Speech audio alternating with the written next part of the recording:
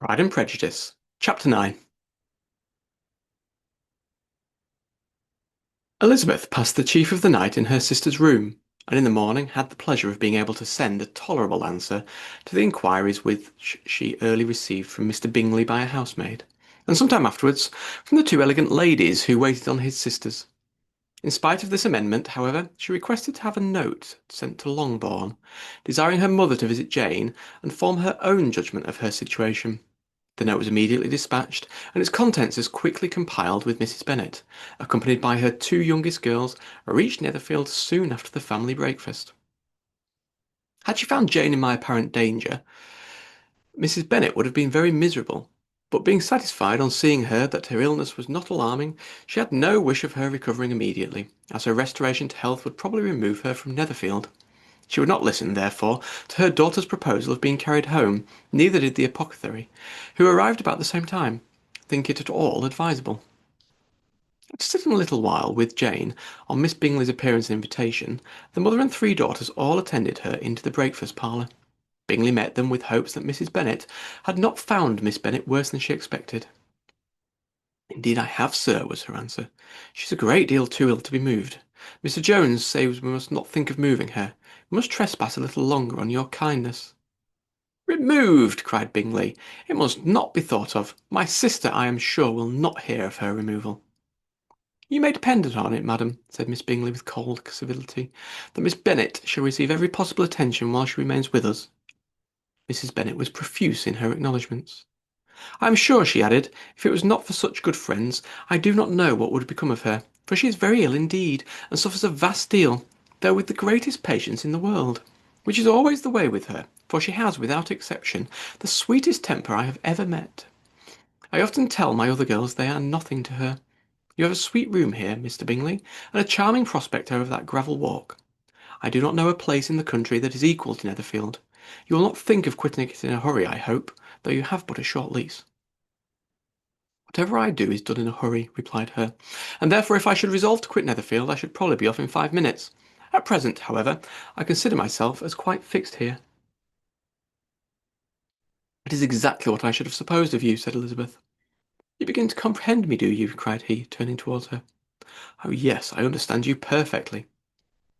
"I wish I might take for this to be a compliment, but to be so easily seen through I am afraid is pitiful. That is as it happens. It does not necessarily follow that a deep, intricate character is more or less estimable than such a one as yours." "Lizzie," cried her mother, "remember where you are, and do not run in on the wild manner that you are suffered to do at home." "I did not know before," continued Bingley immediately, "that you were sturdier of character. It must be an amusing study." "Yes, but intricate characters are the most assuming. They have at least that advantage." "The country," said Darcy, "can in general supply but few subjects for such a study. In a country neighbourhood you move in a very confined and unvarying society. But people themselves alter so much, and there is something new to be observed in them for ever."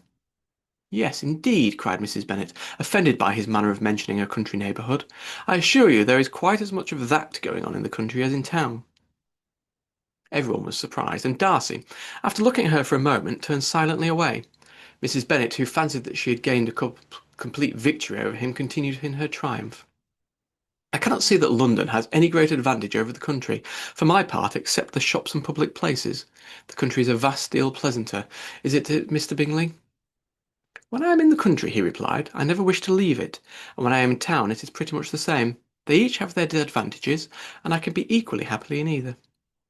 "Ay, that is because you have the right disposition.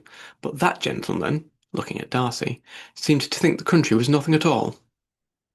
"Indeed, mamma, you are mistaken," said Elizabeth, blushing for her mother. "You quite mistook Miss Darcy. He only meant that there was not such a variety of people to be met with in the country as in town, which you must acknowledge to be true." "Certainly, my dear, nobody said there were, but as to not meeting with many people in this neighbourhood, I believe there are a few neighbourhoods larger. I know we dine with 24 families." Nothing but concern for Elizabeth could enable Bingley to keep his countenance. His sister was less delicate, and directed her eye towards Mr. Darcy with a very expressive smile. Elizabeth, for the sake of saying something that might turn her mother's thoughts, now asked her if Charlotte Lucas had been at Longbourn since her coming away. Yes, she called yesterday with her father. What an agreeable man Sir William is, Mr. Bingley, is not he? So much the man of fashion, so gentle and so easy. He has always something to say to everybody. And that is my idea of good breeding, and those persons who fancy themselves very important and never open their mouths quite mistake the matter. Did Charlotte dine with you? No, she would go home. I fancy she was wanted about the mince pies, but for my part, Mr. Bingley, I always keep servants that can do their own work. My daughters are brought up differently, but everybody is to judge for themselves, and the Lucases are a very good sort of girls, I assure you. It is a pity they are not handsome. Not that I think Charlotte so very plain, but then she is our particular friend. She seems a very pleasant young lady, said Bingley. Oh dear, yes, but you must own she is very plain. Lady Lucas herself has often said so, and envied me Jane's beauty.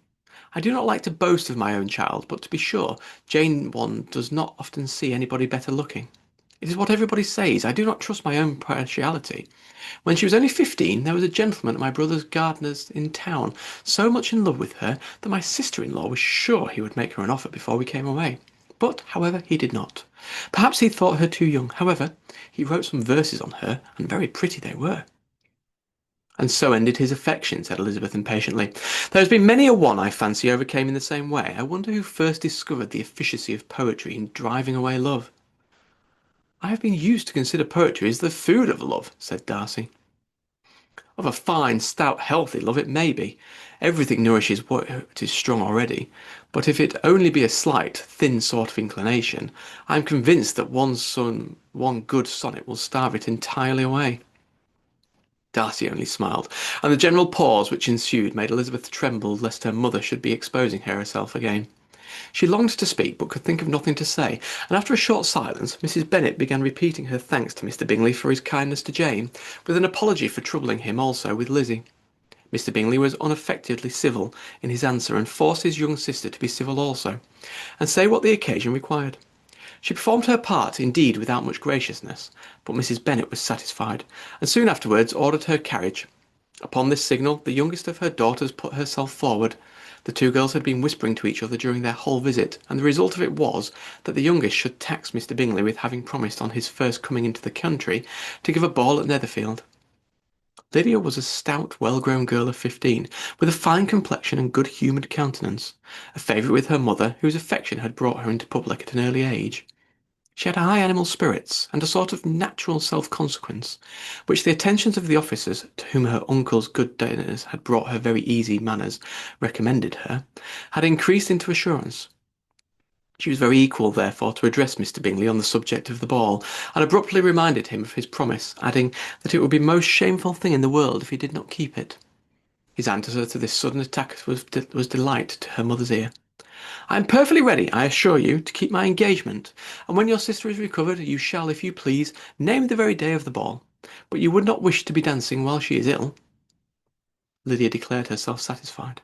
Oh yes, it would be much better to wait until Jane was well, and by that time, most likely, Captain Carter would be at Merton again. And when you have given your ball, she added, I shall insist on the giving one also. I shall tell Colonel Forster it will be quite a shame if he does not.